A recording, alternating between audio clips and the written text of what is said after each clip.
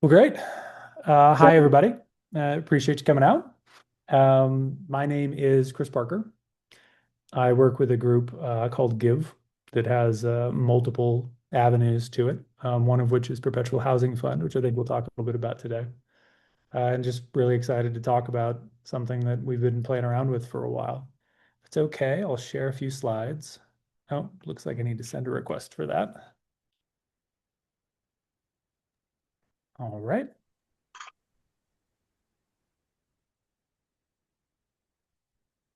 Can we see the screen okay? Perfect. yes, we can. And go ahead and stop me if there's any questions or data anyone would like throughout the presentation. So Give exists really as three entities combined into one. We started as a nonprofit about 15 years ago called Give Communities. It wasn't called Give Communities back then. We were a bunch of plucky 20 somethings. And so it was Sprout Utah. It seems like if you're starting a new nonprofit in your 20s, there has to be some sort of agrarian growing reference in your name.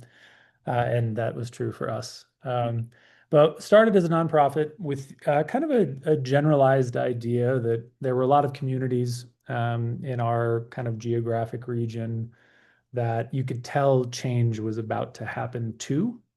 And we had a general idea that it would be nice if the residents got to participate in what that change was. And so started out as kind of a community redevelopment group that tried to be some sort of connective tissue between kind of more macro level thoughts that cities might have and the micro level needs of development, and really kind of bridge those two gaps with resident input from some of these neighborhoods. It didn't take us long to realize two things. The first was that if we were to ask a lot of these neighborhoods what they would want, there was a laundry list of amenities that would be listed, and the net effect of any community gaining those amenities would be that many of them would be pushed out because prices would go up. It'd be a more desirable place to be. So we initially came with a model of trying to deliver community amenitization alongside and often in the same building as affordable housing projects so that you were replacing what you were displacing in a meaningful way.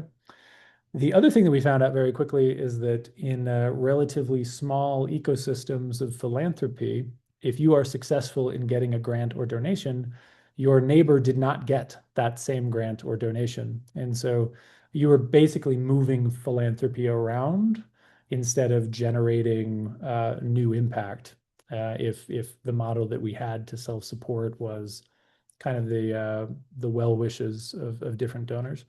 So we developed Give Development, which was a B Corp before that was really a term that was used that much. But basically, it covers all the overhead of the nonprofit, and itself doing also philanthropic things that happen to provide a level of return. And over the course of 12 to 13 years, those two organizations kind of went in tandem together, building generally throughout the state of Utah a variety of projects. Later during COVID years, you really saw Perpetual Housing Fund develop into an entity that was addressing what was a new need for our market, which was COVID were the years where Utah lost its ability for the average Utahn, certainly any lower moderate income Utahn, to afford a home at all.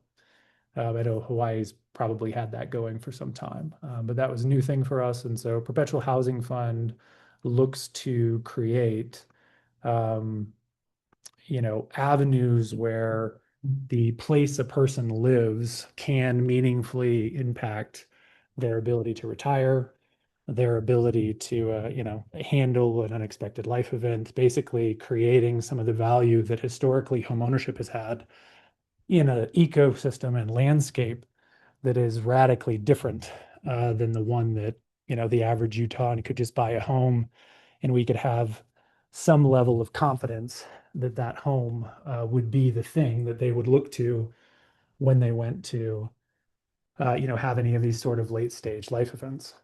So as it stands today, we have these three entities moving on somewhat different things. Give Communities still exists in a kind of purely philanthropic development pattern where it's going to build things that kind of the world needs that are non-economic. So traditionally, this has been schools and churches and shelters. Um, we've had a large variety of nonprofit headquarters we've been lucky enough to help people build. And most recently, that's included quite a large amount of permanent supportive housing. One such, I'll plug in my laptop real quick, so forgive the video feed going dry just a little bit, but this Tooele City is a rural community within Utah that exists about 30 miles west of Salt Lake City proper. In the Utah context, you basically do not get homeless services of any type outside of the major metros, even though you certainly experience homelessness everywhere. And so the thesis was we worked with the community of Tooele City as well as Tooele County, who had an old elementary school. And they said, hey, we've got this. We also have a need, and we, to their great credit, would like to take care of our own in a meaningful way relative to this issue. So Give Communities was able to go ahead and plan the renovation of this building into shelter services for men, women, families, as well as a 24-hour daycare, 24-hour food pantry, community kitchen, day services. And then heartwarmingly was also able to build permanent supportive housing on the site. So this is what that site looks like today.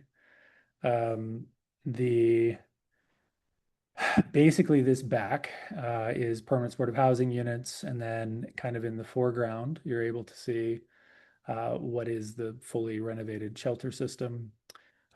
This created one of the most fun days that I've been a party to, which was the shelter opened about 2 weeks earlier than the um, overall permanent supportive housing system. And so you actually were able to see families move into the shelter and then less than a month later have a permanent home that they never had to live anywhere else if they didn't want to. So Give Communities does those style of developments. Give Development typically partners a lot with municipalities, with states, with general well-meaning organizations.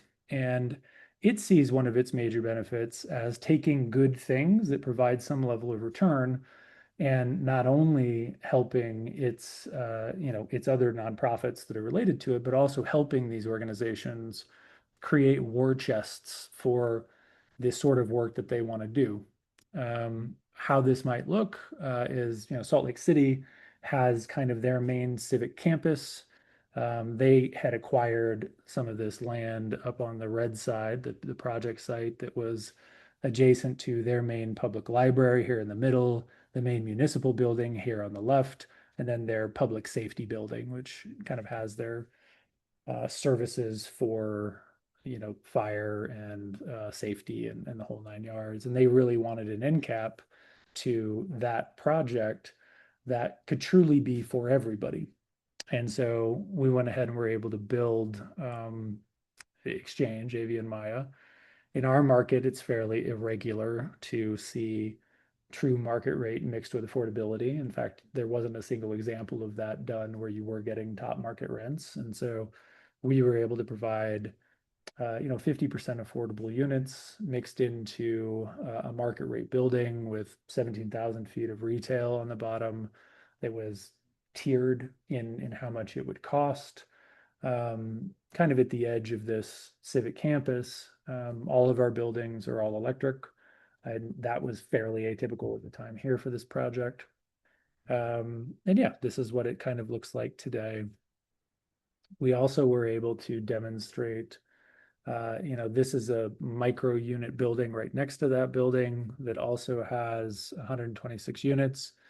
We were able to achieve 40% AMI units and 80% in a market, third, all by only using 4% credits. And then the front of this building is kind of a high-end co-work space that similarly, the most expensive office in this building is $10,000 a month. And the least expensive entry into that, if you are a low-income family, is less than 300. So you have people riding in the elevator together, somebody that might have founded a business 20 years ago, or somebody that might be looking to found a philanthropy or a business today, and you get that sort of cross collision. So, these projects do make some level of return. And so the question is, can you go ahead and do projects like this that in their own right are interesting, that try new financing mechanisms that hadn't been done in the state, but also potentially, if someone were to want to do this work, could partner with a municipality, a state, somebody else to have a portion of that return go back to that entity so that it can then build more units, or it can then build more of whatever the organization that we're partnering with needs.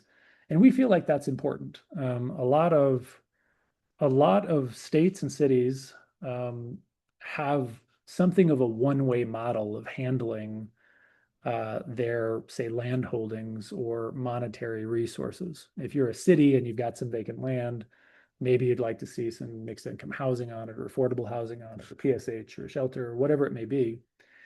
The model commonly is we're going to put out an RFP and we're going to effectively give away the land or deeply reduce the land or some other economic kind of incentive. And then we got the thing that we wanted, and we're going to call that good. The trouble with that, especially as it relates to housing, is Utah's population is growing. I'm sure Hawaii's is as well.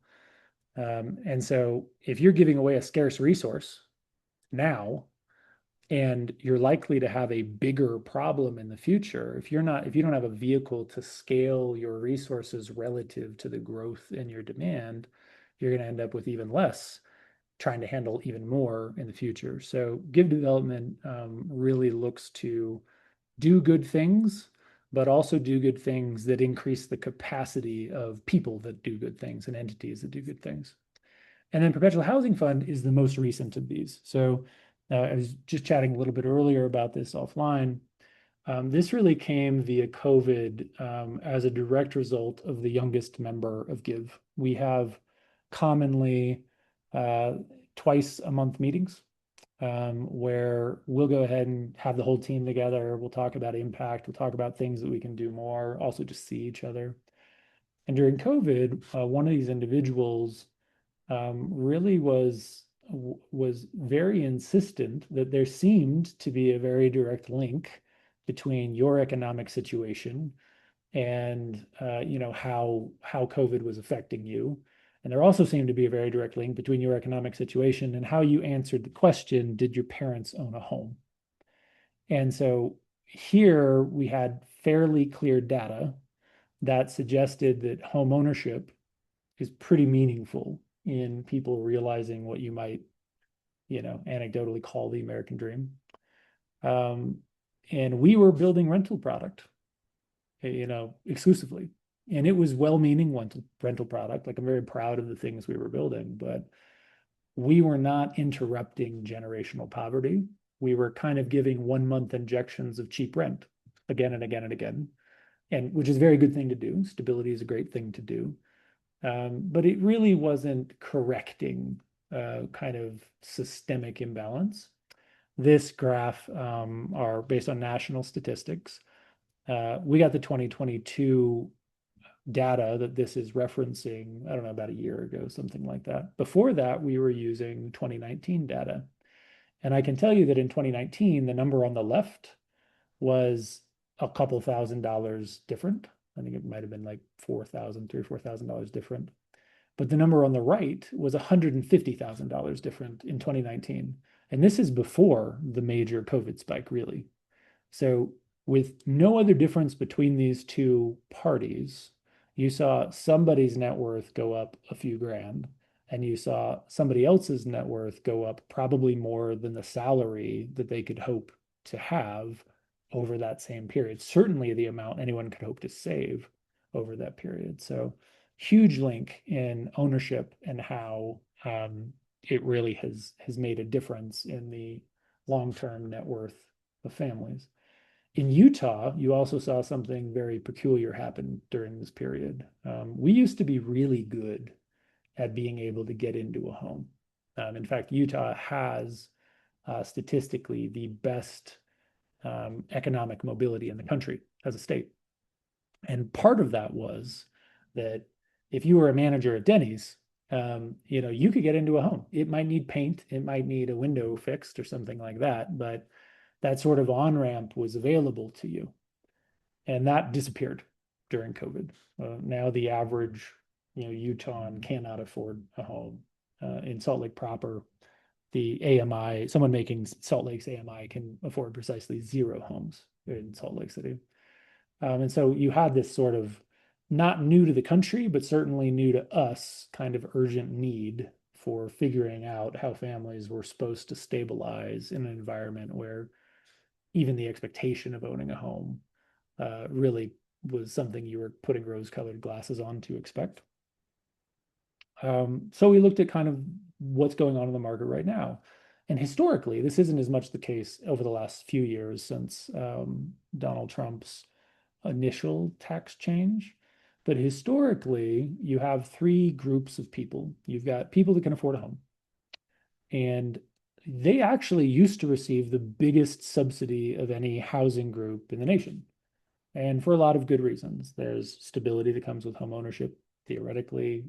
There is this wealth kind of link where there probably is a reduction in needed social services long term if someone does have some ability to have an inflation kind of hedge in their home that they can kind of use when they retire.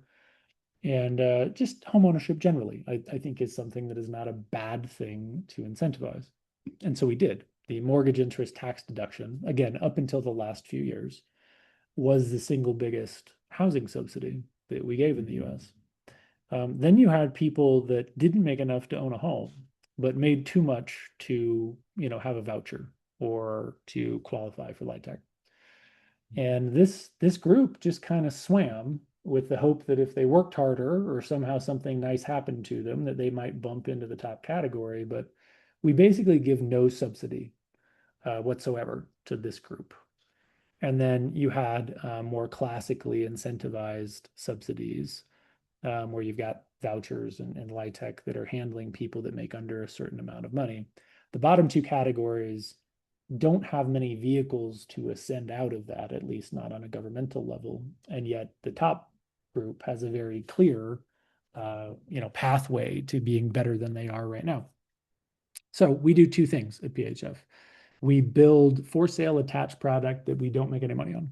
So here's one such example that'll break ground here in I think 2 weeks.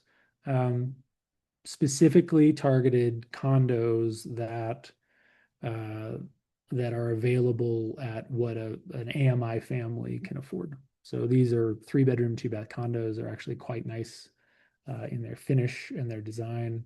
Many of them have live-work components in the bottom. And you can buy those for $300,000 here in Salt Lake City is what it's looking like, which is kind of that level where you can take a crack and kind of get in if you're a median income Salt Laker. This is another building, beautiful building in downtown Salt Lake. Similarly, we're targeting a for sale product that'll be converting this building in the mid twos for smaller product. So rather than them being family, given this location, we'll go ahead and build kind of your first home style product that you can get into. And those are good things to do, but they're models which require an entity to have no sort, like the reason they work is a complete lack of profit or even sustainable revenue for the entity doing them. And so necessarily, those cannot be the entirety of something that someone does. They also are exceedingly hard to build for a lot of structural reasons. But in theory, attached for sale housing could, I don't know if you guys can see my cursor, could handle this middle section that we were talking about. But that still leaves the bottom section unable to kind of ascend, if you will. And the way that typical housing production is done for this demographic is with the low-income housing tax program. The most successful housing program there has been nationally, in any case, been around for, gosh, 40 years now. And it's kind of a simple trade. Money comes in for tax credits into an apartment project, and in exchange for that, there's less debt, and therefore you can charge less to residents. Any money made from the project goes to developers and investors, and we're kind of preserving the amount of money they can make, so that instead of building a market project, they choose to build an affordable project. So fairly simple in its mechanism. Cheap rent in perpetuity, or for 20 years or 30 years or 40 years or 50 years, depending on what your state decides it should do, in exchange for the upfront subsidies. The trouble with this model is, again, you have kind of 1 month injection of cheap rent for the residents. As long as they live there, they're going to receive some sort of benefit. The second they move out, they receive no benefit. And there isn't anything that necessarily helps them generate enough revenue or income or assets that would allow them to kind of get out of the position of, no longer needing this subsidy.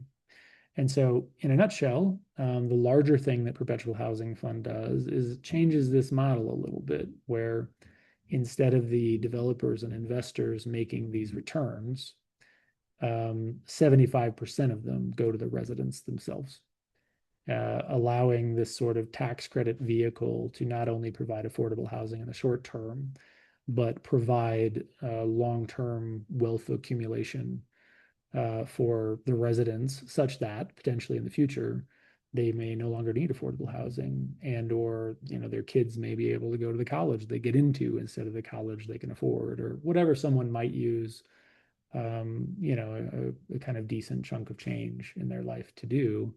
The building itself is providing that, almost as if they were condos being owned. And maybe I'll stop and talk a little bit about why condos are so hard to do, especially in the continental 48. Typically, you have an entire industry conspiring and I don't mean this in a negative way, to build apartment complexes. And the reason for that isn't just the raw greed of, developers or their financiers.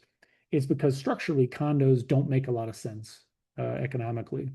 If you take the same building and it's an apartment building versus a condo building, your architect may not have insurance at all to go ahead and build condo buildings, because there has been such heavy litigation against condo HOAs that the risk that a architect takes on or a contractor takes on when they build a condo is wildly more than if they build an apartment building. And a lot of that is just number of people that can sue you. If you have a 200-unit apartment building that's owned by one person, you have to keep one person happy.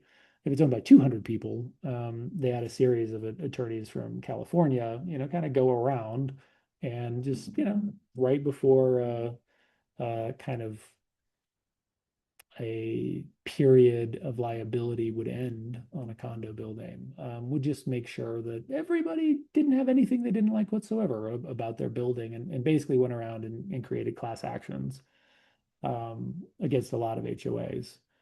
You can say this is a good thing or a bad thing for them to have done, but the net effect of it is that the insurance for architects and their willingness to build condo product is much, much smaller than those who will build apartment complex. Same thing with contractors.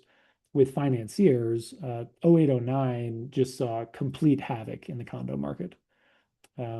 It really is where a lot of them lost their shirts. And an apartment building that I'm basically underwriting whether or not the developer in front of me has enough money to bail out the project if it goes south is a very understandable risk case, versus what an entire housing market is doing 3 years from now when a project gets done, and what a condo might be worth in that environment is a lot more risk. And so you have kind of all the partners of developers not want to do condos for good reasons. And then developers themselves, if you have the same building and it's apartment versus condos, you are taking on a lot more risk about market dynamics if it's condos, as far as what it might be worth in the future. If condo prices go down a little bit, you might be losing your shirt.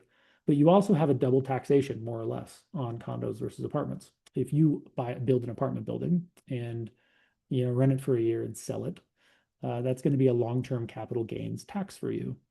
If you take that same building and you chop it up into condos and you sell them individually, that's ordinary income to a developer. And so even if you made the same amount of money doing apartments versus condos, you would be paying a tax rate that for many developers is double on the same money if you did condos versus apartments. And so all of these things conspire to make it so apartment construction is exceedingly healthy throughout the United States over the last 5 to 10 years. And affordable ownership opportunities with attached product has been almost nothing in many of the markets, unless you're a very expensive market where condos still make sense, which I think Hawaii still sees condo production. But that's the reason why apartments, happen. And rather than fight all of that, this model we have in front of us allows us to build apartments, but just choose to give away the money those apartments make as if someone owned the place they lived without the brain damage associated with that ownership. We do four main things as part of this program. The first is annual rent rebates. So at the end of every year, we go ahead and do the books and we see how much cash flow the project has made. And we then talk to our bank and say, hey, this has made enough money for, to cover all of the debt obligations of the project plus some. We've met our what's called the debt coverage ratio that we promised we would meet when you lent us money. Can we all agree we made enough? And they say yes. And then our next decision is, okay, now that we've agreed we've made it, we want to give it away. So we give 75% of all of the cash flow that these buildings have made back to the residents in the form of rent rebates. This has a couple benefits over simply keeping rent low or other models that you kind of see low-income housing companies do. We'll get to those in a second or in the questions if people have it, but I want to make sure that we have enough room for questions. So that it exists, maybe we'll keep it at now. We're basically taking 75% of the money we make in any given year, giving it away. That amount of money is a good thing to do. It might be between $750 and $4,000, per unit per year, which again is nice. It's not going to change your life. It will change your month, is what I'm fond of saying. But nonetheless, a good thing to do. The larger thing that we do is this kind of bottom category. So same thing happens when you refinance or sell this building. Typically with low-income housing tax credits, you're going to have an exit of your tax credit investor sometime between year 10 and 15. And there's usually a big refinance event or even sale event that happens there. And that is a large amount of money. We recently did a project, I shouldn't say recently, Give did a project in Salt Lake City, a little more than 10 years ago. And it's now at this stage where we have gone out and understood what a loan for the property might look like to refinance our tax credit partner. And because AMI has grown quite a bit in Salt Lake County, there's over $10 million that could be refinanced from this project. So for that specific project, that would be almost $8 million in direct checks to tenants, which per unit, given how big that building is, works out to somewhere between $65,000 and $70,000 per unit. Now, not everyone has lived in the building for that entirety of time, but if you had, $70,000 very much might change your life in a meaningful way if you're making $15 or $20 an hour. If you've lived in the building a portion of the time, so let's say that of that 10 years, Sally has lived in the building for 3 years and Johnny lived in it for 7, we're going to still send Sally a check for 3/10 of that profit that we also call a rent rebate, by the way, and we do that so you don't pay taxes on it. You're going to get that check, and then Johnny's going to get a 7/10 check. So still a nice thing to have, 5-digit check in the mail And those are big enough that you kind of sit back and think about what you might do with it. The third thing that we do is we establish an emergency fund. So it's all well and good that you might get a big check here somewhere down the line of the property you live in. But if your car breaks down today, some random future check that may or may not ever come if you're a tenant and don't quite believe this is real, doesn't really help you. And so for emergencies, we take a portion of our developer fee and we set it aside to fund an emergency fund.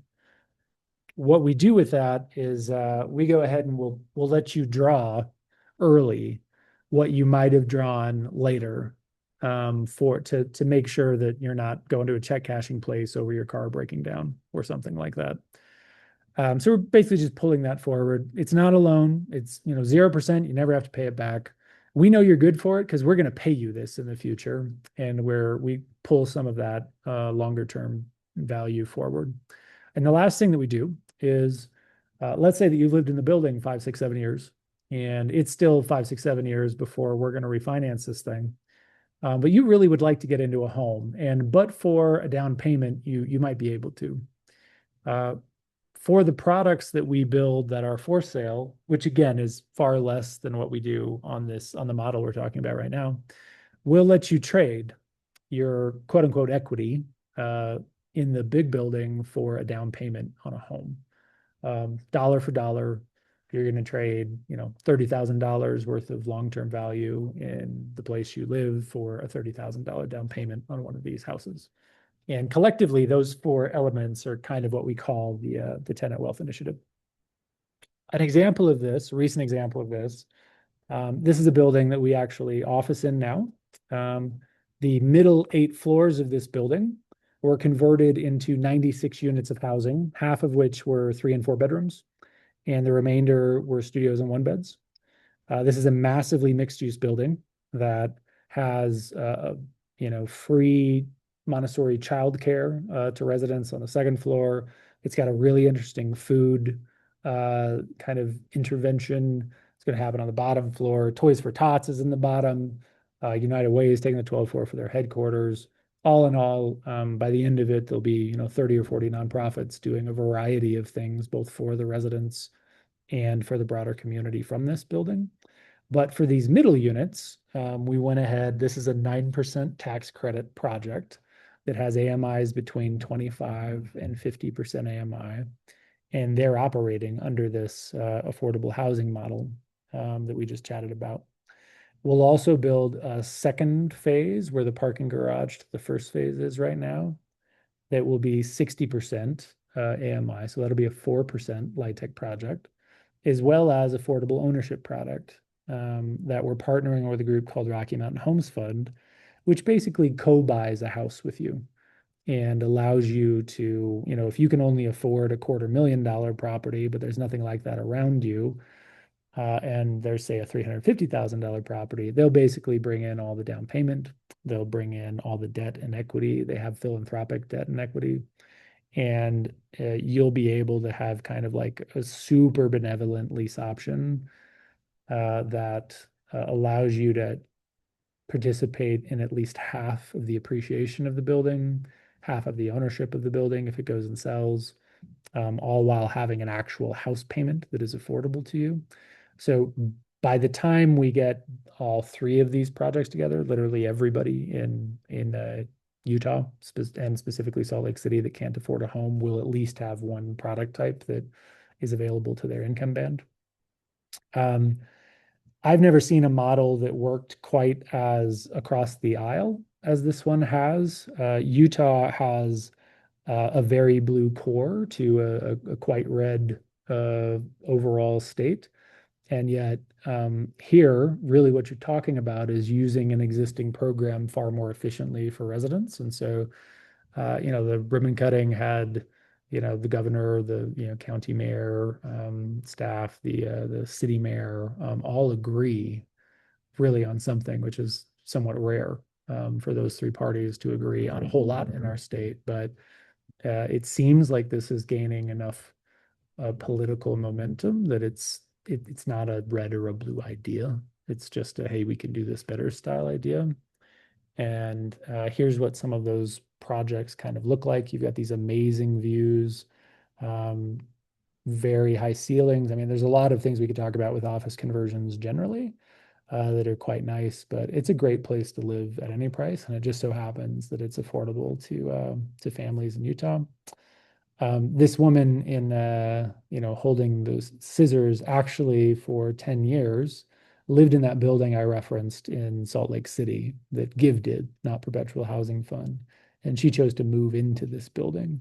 And so I can say, exactly for this saint of a woman, I love Tina. Um, Her experience, had PHF been who built her first home, would have seen her receive annual checks in her most recent check would have been around $3,000 on the annual perspective. And again, her check for the long-term gain that she would be about to receive would be pushing $70,000. And now she does live in a PHF building. And so, God willing, in 10 years, that will be her story on where she lives. And so between generating kind of for sale product, really targeted and designed to be quality but affordable for low income families, you kind of have the middle band. This model helps with kind of the lower band. And in aggregate, you have a housing solution for pretty much everyone that is in Utah or any other state. I'll say that this model doesn't care if it's LIHTC or not. It works for market rate product. It works for affordable product.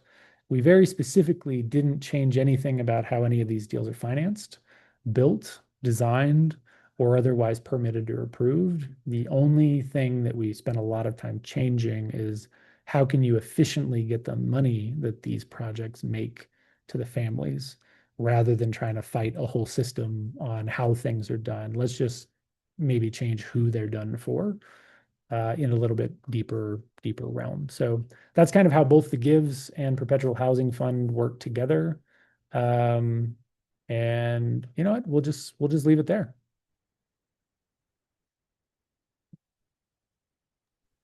All right, thank you so much for that really enlightening presentation, Chris.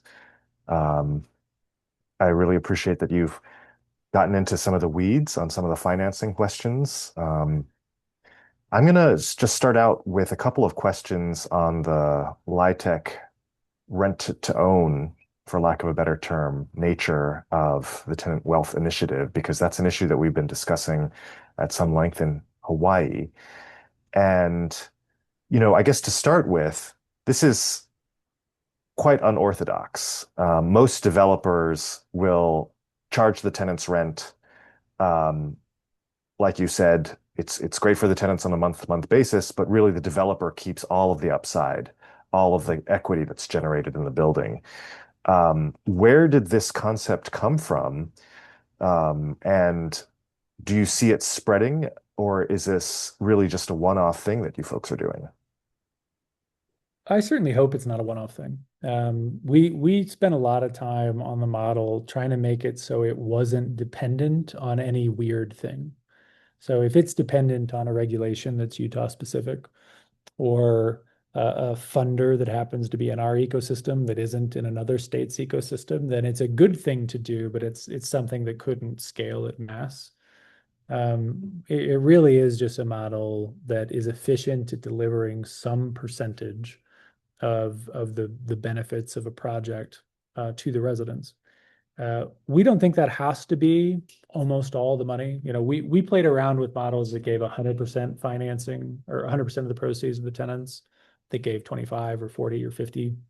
Um, we spent a lot of innovation on who our guarantor fund are. So affordable housing projects have a very unique quality about them in that when you break ground on a project, not even when you're completed building it, but when you break ground on a project, typically almost all of your down payment, if you will, from a developer is gone. It's not like a market deal where you're going to come in with a certain amount of equity and then that's going to sit in that project for a long time.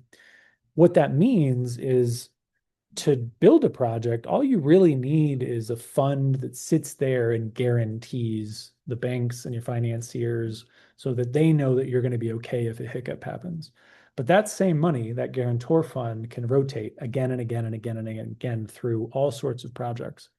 And so that unique kind of quirk about LIHTC allows a relatively small amount of capital that wants to see impact to control a lot of buildings. And that's true anywhere, more or less, in the United States to varying degrees. Some markets have exceedingly expensive buildings. And so there's a lot of like subordinate debt that happens for projects to happen. But our model, really doesn't care what the financing stack of the project is. It just cares that the money is got out when you construct it, which is still true for almost all LIHTC buildings. So we would love to see this spread. I mean, our organization itself is exploring other states. We are completely open book. So, there's been a lot of legal work, as you might imagine, on how to do this effectively. We share that completely and happily to have other people who might have this inclination go ahead and do it in their states. I think most states have somebody or some entity, or hopefully many entities, that really do have a tenant first focus. But they may not have a demonstrated tool where if what they really want to do is create resident wealth, that, this will work without trying to convince the world to do something differently than they're doing. It just really takes that person or that entity to decide they want to do it. So no, I mean, this could work theoretically tomorrow on every project that is done in America, as long as you had a developer that was comfortable, giving away a fair amount of their money. There isn't any reason why you couldn't, pretty much everywhere. And we've kept it that simple for that exact reason. So to our participants, feel free to answer or to enter questions into the Q&A feature of this Zoom meeting. We'll be happy to take your questions. Does the Utah QAP incentivize this type of a model that returns the equity to the tenants? No, I would like to say not yet. We'd love to see it. I think it's a relatively new model in our state. GIV's been around 15 years, but PHF's only been around a few. That said, I will say that it's received, I mean, truly bipartisan support once it was built. I think a lot of people, it sounds fishy. In fact, the most common response we get from residents is, "What's the catch?" When we chat about the overall program. And so I think there was a second there where people were just like, "Well, does this actually work? Like, are you going to move people in this building, or is this building never going to happen?" That being said, we think there's a real beauty in the potential for people generating QAPs to incentivize this style of behavior, maybe not even at the extent that we do it. Give got lucky in when it started. It was kind of born right after the 08-09 recession. And so its whole life, it existed in this crazy real estate trajectory that has allowed the founders of Give to really focus on, what do you want to spend your life doing, rather than, hey, what do I got to do to make sure I'm not checking my grocery receipt really thoroughly every time. And that creates a certain amount of need to pay it forward, we think. And so we're in a situation where we're quite happy. Several of the people at PHF don't even receive salaries.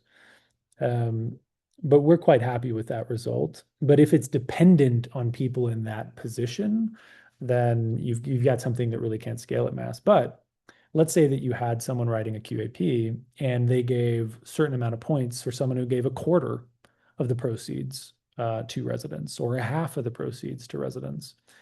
Now you might have a situation where developers actually chose to do that. If my options are winning a QAP round and I'm sharing the wealth, figuratively and literally, with residents as part of the suite of things I'm doing to win a QAP round, developers are very creative in winning QAP allocations, and they don't like losing. And if what it takes to win is something other than giving away all of the money, but giving away a meaningful portion of the money, we think the model works in that condition absolutely as well. And so what we would recommend is, if we were QAP drafters, And we're hoping to have a few thousand units at our back where really we can start kind of a tour, if you will, through the United States, talking about, how you might do this model or incentivize this model.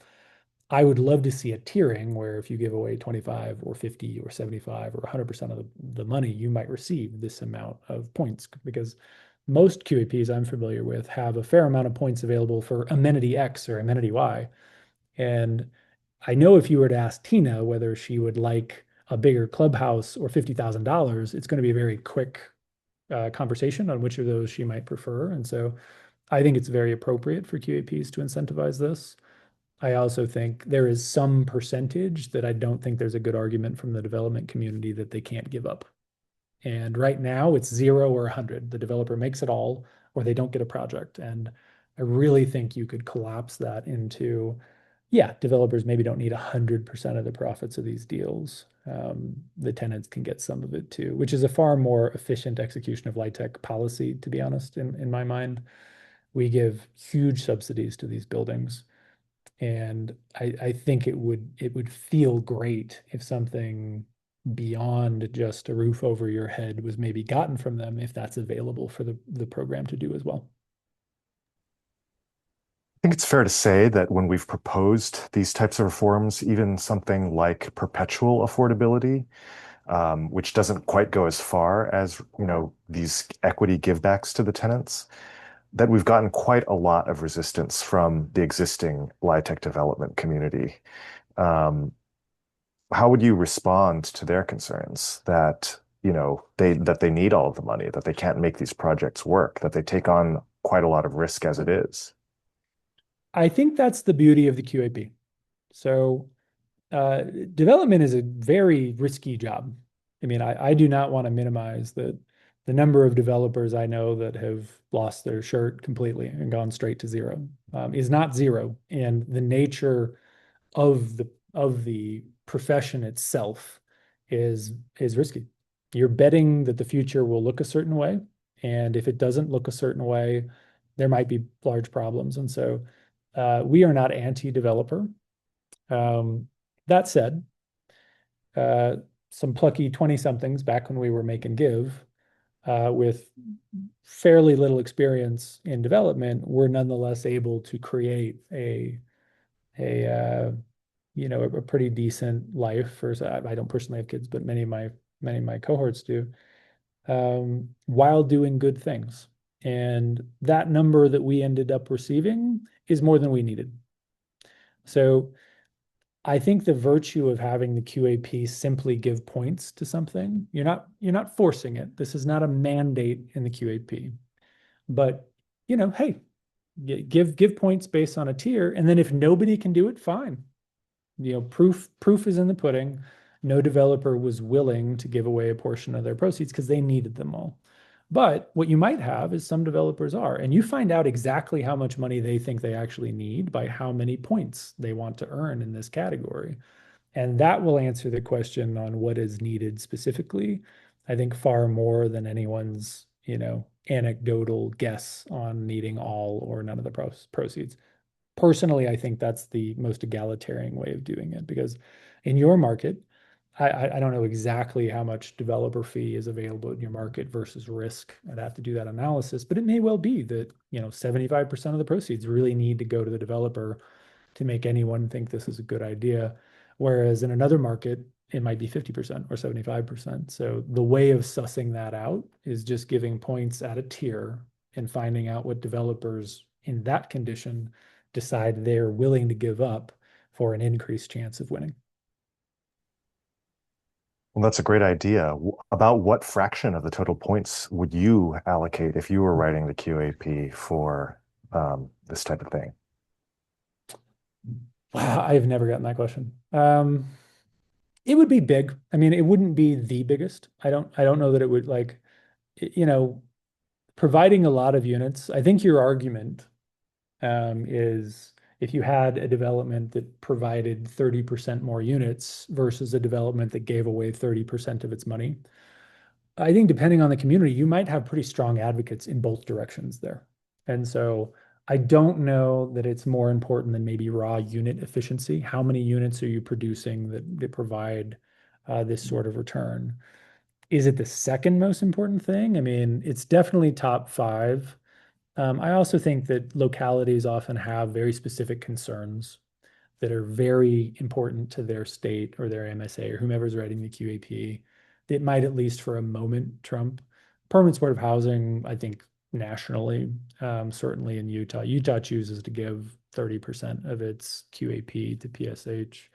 I know Washington gives dang near all of its 9% product to this. For 4% deals, I'll say specifically for 4% deals, these things mate really, really well. And so if not PSH, then I think it's quite high on where I personally would list this in my sort of incentivization for QAPs. Great. Thank you for that feedback. We do have one question in the chat. What is the reaction from investors and limited partners when presented with this structure? You know, the only weird thing, so we have two things that enable us to do this. But again, we wanted the project level financing to be more or less completely unburdened by this. The only thing we ask of our permanent financiers, and 100% of the people I've talked to that qualify for that type of person have loved the idea, is we just say, look, if we hit our DCR at the end of the year, you've already given us the loan, so really there's no requirement for us to hit this completely, but you're comfortable with us giving this away, right? And literally 100% of the people I've talked to have been comfortable once it's explained to them what we're going to do. Tax credit investors, this is actually potentially beneficial to them, right? Because if we're rebating the profits from the project to the residents, they're buying losses. They're buying tax credits and they're buying depreciation largely. They're not actually usually underwriting the profit of the project almost at all, and at all in some cases. So what I'm saying is I'm going to make even less money, which means you get an even bigger write-off if we give the money back to the residents. Again, once we've made it. And that caveat, the once we've made it, is really important because you've seen some other groups nationally over the last 20 or 30 years that have tried to merge, say, LIHTC with a co-op model, or they've had something almost like resident generated, style ownership products. And from a banking perspective, the trouble is getting 100 tenants to agree when it's time to replace the roof is really hard. If you just basically have the same function of developers going to make the decisions, this project is going to economically behave like it's a for-profit project. It's going to make money. And then we're going to give it away. But step one is it's going to make money. Then the safety net of it always having enough money to pay its bills for people underwriting the risk of it feels just like a regular project. And so honestly, people have been really excited about it. I think had we gone a couple other models that made it inherently more risky, I think we'd get less excitement about it. But truly, everyone has been pretty stoked. I'll say the thing that enables us is actually a fund that we created for our guarantors, not how we do the projects themselves. So there's two people that typically want to maximize profit in a project. You've got the developer who wants to build it. They want to make the most money they can. And then you've got whoever gave money to the developer. And I mean this not in the tax credit syndicator, but in like who paid for the land, who paid for the initial architecturals, who was your kind of financial partner on the partner level, not necessarily the project level. And again, the virtue of LIHTC is that these projects don't consume money. You don't have money in there long term. And so the same amount of guarantor fund, if you raised, say, $20 million and just kept it in a bank, that could be all you would need to make banks feel safe with you building project after project after project after project, because they know something goes wrong, they can attack those funds. But the same funds can keep doing projects instead of being locked in a specific project. And we have exceptional partners at that level. So I made 3 phone calls when we were looking to start PHF. You had Salt Lake City proper. This was when ARPA money was available. You had Intermountain Health, which is a large healthcare provider in the Rocky Mountain region and beyond. And then Zions Bank is a local bank. And they basically invested in the guarantor fund with a minimum 2% return and a maximum 6% return, with the idea that 6%, if you get up to it, is I mean, that's pretty good. You've got money sitting in a savings account somewhere, most municipalities or states or other philanthropic entities, that's making less than 6% right now. But by creating your initial guarantor fund at a floor of 2%, I can take someone's, say, $10 million investment and put it in a CD at a bank. And that CD is going to make me, say, 4% right now. So I'm making 4. I have to give away up front 2. That means there's a 2% gap on just the loaded guarantor fund that can pay for basically all of the overhead of organization. So the real estate is divorced from having to make the base return completely. And that allows us to give away, all or approximately all of the money. We chose 75%, not necessarily because that's the amount that we could pay, but we wanted to gain flexibility to, say, partner. Say you've got a municipality and they got some land. Again, we're interested not in just getting free land. We would like the war chests of philanthropic or mission-oriented entities to increase that are doing this work. So it may be that we need to give them 10% of the deal to make sense for them to go ahead and contribute land or some otherwise partner. We also want the best developers we can get. And occasionally, that's going to mean that you're pulling them from a job where maybe they would have gotten 5% of a deal for being the developer. So the 75% just gives flexibility in how it can work. Our partners would be happy at 6. They're also happy at 2. And so our developer fees alone might be the thing that gets people to 6. And you might have this extra 25% over time. If it turns out we don't need it after we've run this for 5, 10, 15 years, maybe that does compress to 85. Or maybe that means that just that amount of revenue can start building some of these projects without tax credits at all, or providing deeper for more people to work on for sale product that doesn't make any money. That's a long answer to your question. I really appreciate that answer. We may come up against a hard limit in just a minute or two, although it seems like we are still going. Um, you just mentioned that guarantor fund, and the philanthropic investors that have partnered with you on that. Could the state of Utah or the state of Hawaii, be the investor for those guarantor funds? I mean, that money is not really at risk, right?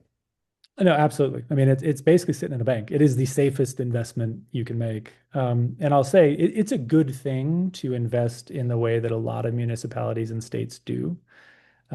Commonly, what that looks like nationally is someone's going to give a last position loan to a project. They're going to be gap financing of 1, 2, 3, 4, $5 million at the very end of the capital stack. And the idea is they're gonna be that last bit needed for the project to go.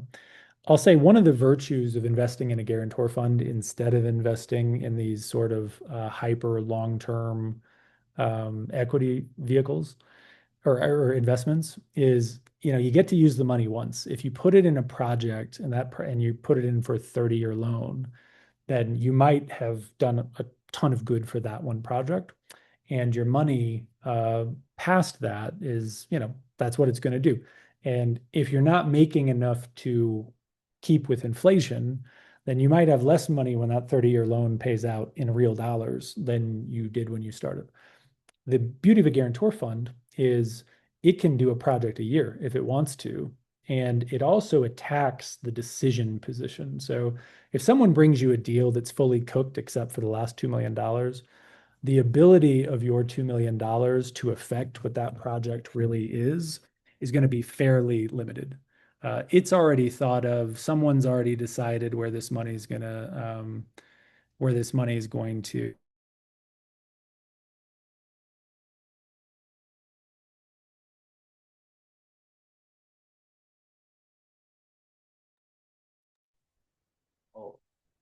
Looks like we've lost our guest. Um, Not sure if that's a technical problem on our end or on his end, but um, in any case, that was a really fascinating conversation. I'm sure there are many other questions that you might have wanted answered. We'd be happy to share the slides from Chris Parker, and we'd also be happy to put him in touch with you for fuller conversations if that's something that you might be interested in. So thank you so much for everyone who's joined us on today's webinar, and we will be sending out further information on future webinars as well. Have a great afternoon.